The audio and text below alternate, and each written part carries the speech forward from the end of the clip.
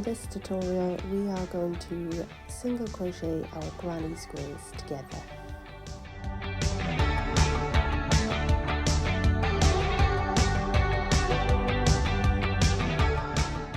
For the back piece I've single crocheted 4 granny squares together and turn my work over, and I'll put my front panels on.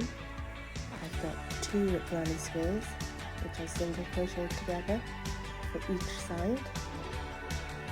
Now I'm going to single crochet across the tops and across the sides, leaving the gap for the arm.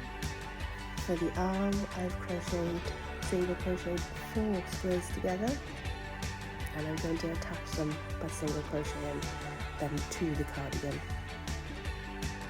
Here is my cardigan without the arm on. I've single crocheted across the tops and the sides, and I'm just going to put the arms on by single crocheting around the armhole.